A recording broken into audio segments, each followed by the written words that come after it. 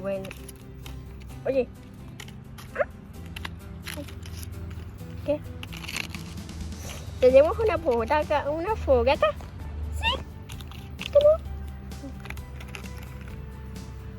Y esa es la carne. ¡Ay, me caí!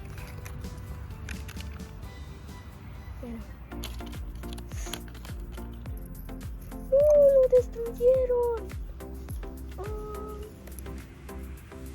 No importa, voy a... Oye, ¿se hacemos una fogata? ¿Sí? ¿Por qué no? Bueno, vamos a ir allá y después voy a traer madera, ¿ok? Ok. Vamos a hacer una fogata y después yo traigo la madera y tú traes las hojas, ¿ok? Ok. Ya traje la madera.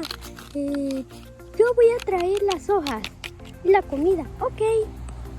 Y un plato, ok. Ya lo recolecté, yo también.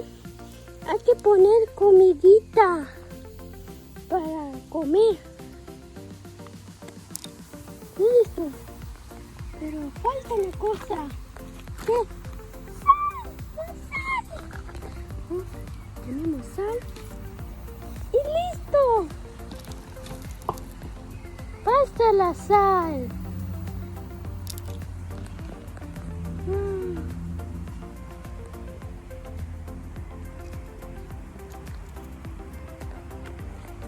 ¡Wow! La fogata para sobrevivir. ¡Yay! La fogata. Bueno, tenemos que dormir. Ok.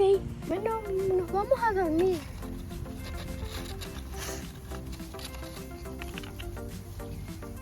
Vamos a dormir.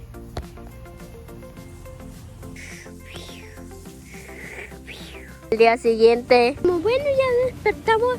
Nos vamos a ir. Ay, nos vemos.